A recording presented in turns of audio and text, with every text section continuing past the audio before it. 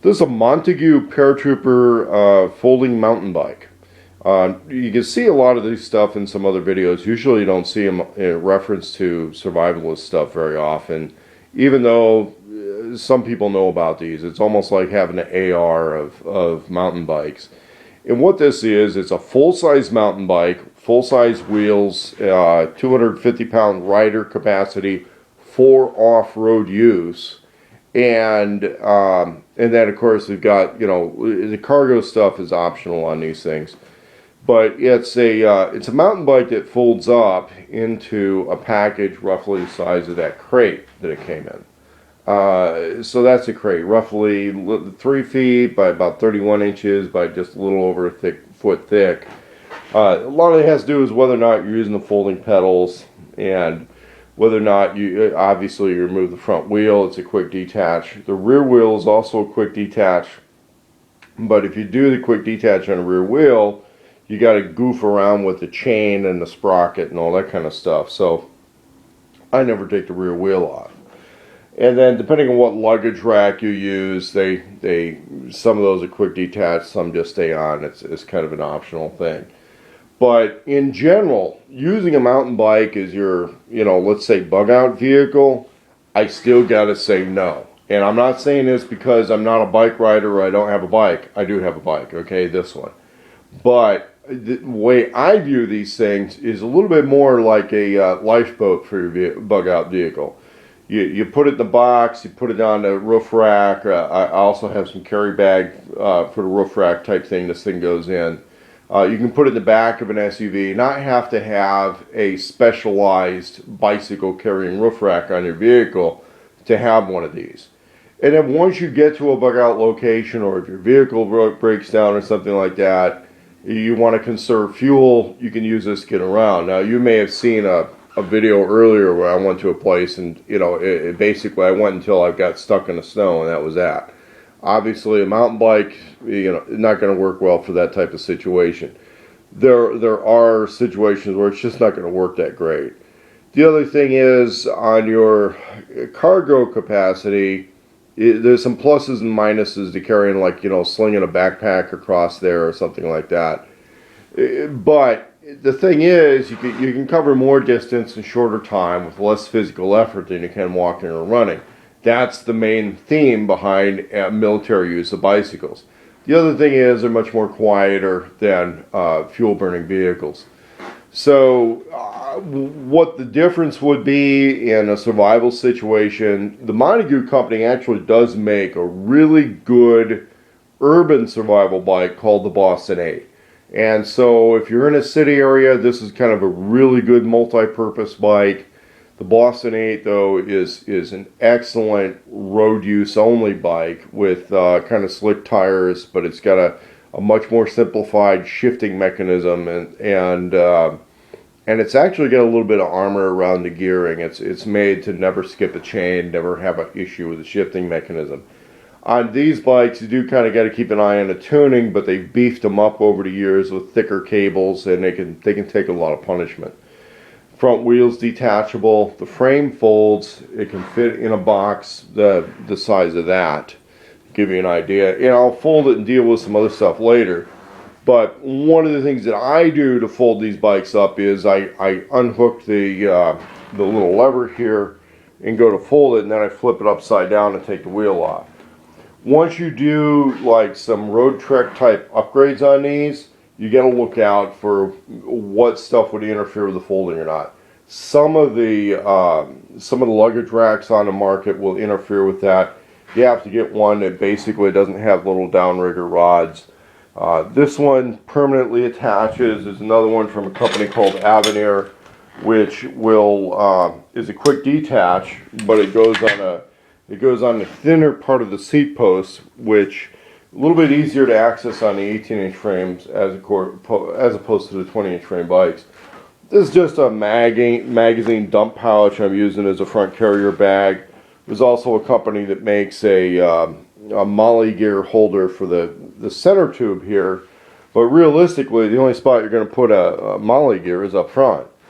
And then lights and all that, just user choice. Now, as far as spare parts on these bikes go, It's all standard bike industry stuff because Montague used to work for Schwinn. And so like that little water bottle holder I put on here, straight from Walmart, Schwinn stuff.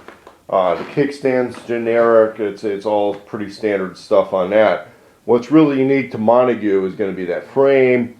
And then they have a quick detach system for the front and rear hubs, which they also sell to other bicycle brands. So I'm going to get into a little more about optimizing these bikes for survival use. So using a bike as a survival bike, what are you going to do with it, really? I mean, are you going to load this up with your 6-month supplies and leave town? No.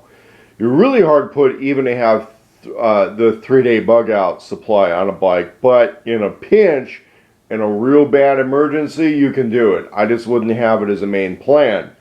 But if you're in a possible disaster scenario where it's not a guaranteed bad thing, you live downtown in the middle of the city, and you just don't want to go with $300 a month parking, here's where it starts to make a lot of sense. Is you have your rig, your bug out rig, or your SUV or whatever, just on the edge of the city with your stuff ready to go, let's say at a friend's house so you can convoy out.